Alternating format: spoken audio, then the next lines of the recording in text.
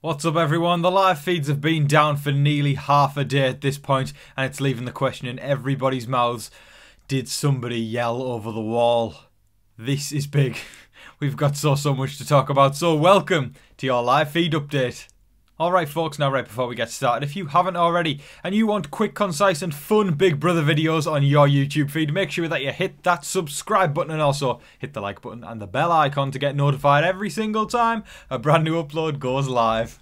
Alright, jumping into the live feed updates, yesterday we did find out that, and we talked about it on the video, that Brittany had won the big Brochella veto, and she was obviously going to keep nominations the same while the veto ceremony hasn't happened yet. They usually happen on Mondays. Michael's the head of household, and Brittany and Michael are like that. So I wouldn't imagine much is going to change there. She'll keep the nominations the same with Monty and Jasmine on the block. And Jasmine leaves the house this week. I know that's going to be to many people's delight in a week that, you know, a lot of us can consider to be a bit of a sadder week. Having a fan favourite's probably going to leave. I'm most definitely going to leave from Dire Fest on the outside. Losing Jasmine, I think, is what a lot of people I am seeing the general buzz for is being the silver lining this week. Let's talk about Dire Fest, because that's where all the action's going on at the moment. There really ain't much to talk about in Big Brochella. I mean, there's a little bit here and there, and we'll get onto that shortly, but Dire Fest, right, they had their veto competition, and ladies and gentlemen, the winner of the power of veto at Dire Fest is... it's DJ Showtime. Terence Higgins has won the power of veto. A huge congratulations to Terence there. It's always very impressive when someone wins head of household and power of veto, so got to give credit to Terence there. He's definitely boosted his resume this week in regards to comp wins, but in regards to his social standing, I would say he scrambled another week to keep himself alive. So again, he's done good. I don't think he's put himself into a better social position, but he's put himself into a position in which he survived the crossfire of the double eviction. And I would have put money on Terence being one of the people to go home in the double eviction if he hadn't won head of household. So, again, congrats to him for controlling his narrative, at least this week, of what he can so far. And he almost certainly controls the vote, because even if it does go to a tie, he's got Alyssa and Kyle in his back pocket, so one of them's obviously going to vote for the person Terence wants to, then Terence can break the tie. So, Terence has actually played well this week in the fact that he's controlled what he wants to happen, but whether or not he made the right decision, I don't know, because I'm seeing a lot of people going. And it's funny as well, because I'm saying, you know, you should target the showmans and stuff like that, and the people who disagree with me are very aggressive, I will say. Not all of you. There's some brilliantly pleasant people, and I love that when we can all have different opinions, but there's some very aggressive people going, hate on them all you want. I'm not hating on it, it's just my opinion, right? I just think I think when there's a showmans in the house, you target them. End of story. I'll argue that till I'm blue in the face. I just don't leave a showman's there. It's 2 votes against you. It's 2 votes against you, right? Because, I mean, Turner and Joseph, I mean, are starting to potentially split in other directions anyway, because we're seeing the leftover cracks anyway. It's obviously that's gone and done now because of Kyle, but listen, I just think Showmancer should be targeted. But anyway, Terence is probably most likely going to keep the nominations the same, with Joseph and Turner staying on the block, with Joseph being the target. But something has came up over the past 24 hours between there that has caused many people to believe that there could be a factor that could change that, but also it might not. But like I say, as of at the point I'm recording this right now, the feeds have been down for nearly 12 hours, right? People are presuming because of a wall yellow, which we're going to get onto shortly. He's a little bit of a fun fact, and I totally forgot this as well. And I covered Big Brother 22 on YouTube. When there was a wall yellow in 22, the feeds were down for 24 hours. Feeds are never down for this long on a Sunday, going from the Saturday night into the Sunday morning. So something is up, and we're going to get onto that very, very soon. Kyle's addiction to Alyssa has caused damage to his game beyond repair. Now, we saw yesterday Monty, Michael, Brittany and Taylor, that's 4 members of the leftovers, still in Big Brochella, that have basically said enough's enough. Kyle is a hindrance, he's a nuisance. Basically, those words it weren't exactly used, but that was the sentiment. And they said as soon as the 2 sides merge back, they want rid of him. That is what you get. In the words of Sandra from Survivor, that is what you get, right? Because I'm telling you, for the moment, right, that you've got a loyal alliance around you that is willing to do everything for you and throw their game for you. As soon as you take yourself out of that and throw 6 other people under the bus to protect some girl that you've known for a few weeks and you had 10-second sex with, that's what happens. That is what you get. It's bad gameplay. Kyle easily could have navigated his way to the end. There was a point in the game where I thought, Kyle's got this in the bag. He's won it. Easily. And boy, oh boy, was I wrong. And it's nobody's fault but his own. He lost the sight of the end, and he decided he wanted a slice of Alyssa instead. A 10-second slice of Alyssa. So now, he has to face the consequences. He threw all of his people under the bus, and then he sat in the backyard. He's definitely got an agenda. I don't even care what anyone says. Like he's sat in the backyard, you know, saying to Terence, "Oh, I didn't tell you the actual name of that alliance. It was called the Leftovers and all that kind of stuff." And he's pinning it on. Get this: Joseph, Monty, and Taylor.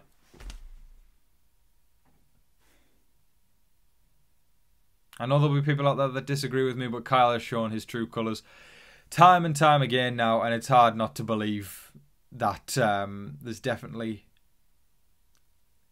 some racism behind what he's doing. And I know there'll be lots of people that will come at me right now. And all I can say is educate yourselves.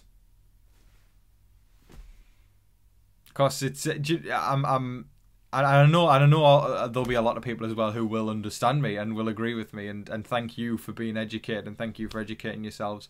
But if you don't think that's the case, please just open your mind for a moment and think that Kyle could be part of a problem here, because he's saying that they're the biggest threat and all that kind of stuff.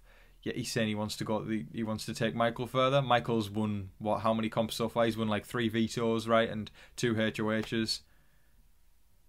Yeah, you know, he's not pinning a target on Michael. Or Brittany, again, who's won a couple of vetoes now. Just Monty, Taylor, and Joseph. And we obviously saw his comments a few weeks back. So yeah, I am not a fan of Kyle. And I'm glad that people are starting to go, we're done with Kyle. He is literally, he's out of order and we need to get rid of him. So I cannot wait for next week when he becomes the house target. I am so excited. Okay, time for the part we've all been waiting for. It's wall yeller time. Now, there is a strong indication that there was a wall yeller yesterday. The feeds have been down, like I say, for nearly 12 hours as I'm recording this right now, and I'm sure I would confidently say that by the time this goes up, I would imagine the feeds will be down still as well, which leads us all to believe that there could have been a wall yeller. In past times of Big Brother, feeds go down for a long ass time when there's a wall yeller. And also, it doesn't even seem like a coincidence, because over the weekend since Friday, there's been a strong rally for a wall yeller to approach the studio at CBS and bring down Kyle. That's what's happened all over social media. People are campaigning, saying, somebody in California, go over there now and use a bullhorn and say something. It seems as though that has happened. Somebody uploaded a clip on social media of them outside the lot, and you kind of hear only the back end of a clip, and there's definitely, I think it's like a megaphone or something that's being used. And then quickly after, that account was suspended, and the video was taken down all over. So I am led to believe that there has been one. I think I'm on the side of things that is saying there was one. It just seems like there's a million Big Brother, more than a million Big Brother fans out there, thousands that live in California, thousands that would be willing to travel to California. For one person out of all those millions to just shout over the wall with some, I mean, the odds are that it's most likely happened. I just believe it has. But anyway, the message that was allegedly said was, Kyle is a liar, save Joseph. There's loads of kind of, different versions that have came out of the other end of it, where, it's been passed along the line and it's changed slightly. But it all comes back to something to do with Kyle being a liar and, you've got to save Joseph, or, Terence, don't trust Kyle. Like, those kind of things have been said. I don't think it's going to affect the game. I really don't. I mean, you can shout all these kinds of things over the wall and people aren't necessarily going to pick up on it. I mean, let's talk about the wall yeller from 22.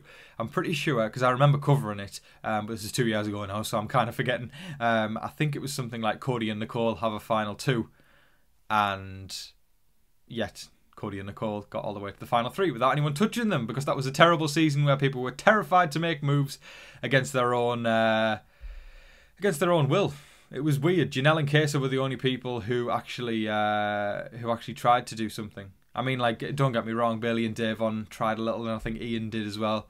But it was a case of, you know, every single time Janelle and Kesa would approach Bailey and Davon or whatever, and Janelle's even spoken about this afterwards and said, let's make a move or whatever like that. It's like, no, let's do what the house wants. It's that modern old school divide, right, where people are terrified, and hey, we're in modern day Big Brother where people are afraid to make moves. But then again, this season's kind of shook things up a little bit, so maybe it will do something. I guess we'll have to find out when the feeds come back if the dynamics shifted or anything's changed. But I don't know, it's there's always that kind of fine line of, is wall yelling okay? Is it part of the game? Because it's happened before. We've seen banners fly over on helicopters, on planes, on you name it. People shouting over the walls being a thing of Big Brother for the past 20 years. So where's the ethics line, folks? Do y'all think that wall yelling is just part of the game? It's Big Brother, it's a social experiment, or is it something where, no, we enforce the rules here and this shouldn't happen, yada yada yada? Because do you know what, there's other things that happen in the house, you know, that shouldn't necessarily be happening, that aren't stopped. So wall yelling all of a sudden doesn't seem so bad, right? But I don't know. I'm not taking a stance on this one. I just want to know what people think. So let me know in the comment section below what you think of wall yelling. Is it okay? And there was a rumour going around as well that Kyle cheated in the veto competition. Of course, we don't know because the feeds aren't on, but there's a rumour there.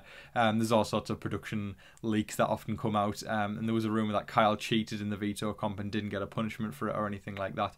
Of course, he didn't win the veto. It was Terrence. But there you go, folks. There's another rumour that's going around if you want to hear about it. That is all of your live feed updates for today, folks. I thoroughly hope you all enjoyed watching. It is always an exciting live feed update when something crazy and out of the ordinary happens. And I know I said it's been part of the game for the past 20 years, but it's not often we get a wall yeller, right? It spices things up a little bit, I guess, and it gives us something different to talk about rather than, and then Kyle did this with Alyssa, and then Alyssa did this with Kyle, and then talking about a wall yeller is more fun than 10 seconds of heaven, right? That's how I see things. I hope everybody is having a wonderful weekend. Happy Sunday, y'all. I hope everybody's having a nice, relaxed day. Yeah, hope everyone's doing very, very, very, very well. And hopefully we'll get the feeds back soon and find out what happened. But folks, thank you so much for watching. I appreciate everybody's continued support. Please hit the subscribe button on your way out if you even enjoyed just 2 seconds of this video and got some pleasure from it. That sounded weird. Please hit the subscribe button and also hit the like button and the bell icon. But folks, please don't forget to, oh wait, no.